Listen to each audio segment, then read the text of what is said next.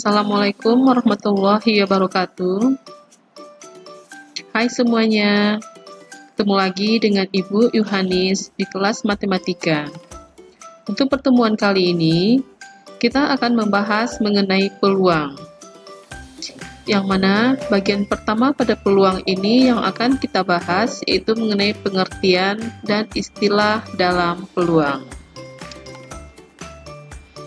Nah, bagian-bagian nanti yang akan kita bahas dalam peluang ini ada pengertian peluang, istilah-istilah dalam peluang, rumus peluang, dan rentang nilai peluang.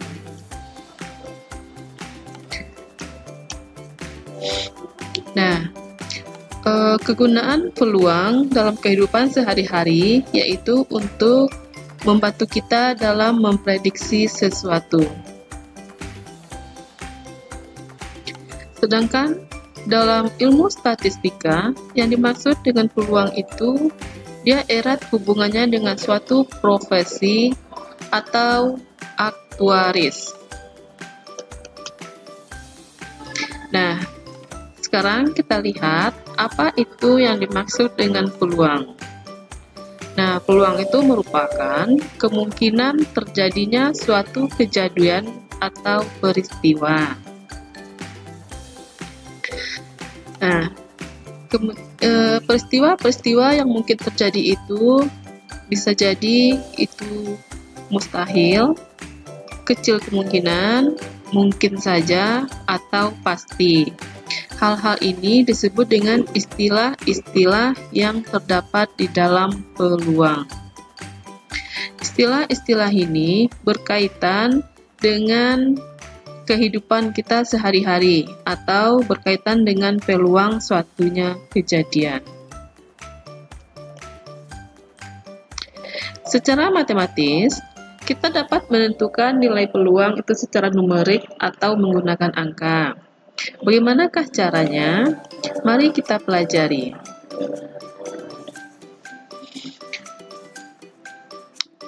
Istilah-istilah dalam peluang. Sebelumnya, kita perlu mengenal beberapa istilah yang sering digunakan dalam konsep peluang. Simaklah situasi berikut. Untuk memahami istilah-istilah tersebut, kita lihat permainan Siti dalam bermain ular tangga berikut ini. Siti sedang bermain ular tangga bersama teman-temannya. Dalam permainan ular tangga, kita harus mengocok sebuah dadu bersisi 6 untuk menentukan banyak langkah tiap pemain. Siti hampir memenangkan permainan, yaitu tinggal 4 langkah lagi menuju garis finish. Bagaimanakah peluang Siti memenangkan permainan pada gilirannya mengocok dadu? Nah, percobaan yang dilakukan Siti ini adalah pengocokan sebuah dadu. Dengan ruang sampel beranggotakan 6 mata dadu dan kejadian yang diharapkan adalah munculnya mata dadu 4. Nah, dari hal tersebut bisa kita kelompokkan. Yang pertama yang termasuk ke dalam percobaan yaitu kegiatan yang dapat menghasilkan satu atau lebih hasilnya. Itu disebut dengan percobaan.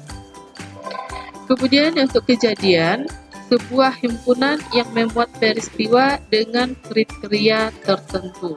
Itu disebut dengan kejadian. Nah, yang ruang sampelnya itu adalah himpunan dari semua kejadian yang mungkin terjadi dalam sebuah percobaan. Itu disebut dengan ruang sampel.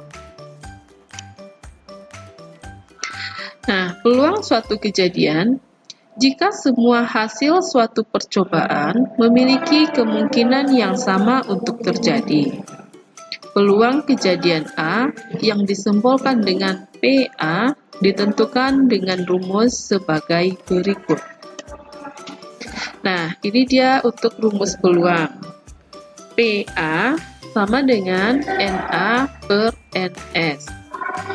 NA ini adalah banyaknya anggota dari kejadian A, dan NS adalah banyaknya anggota ruang sampel S.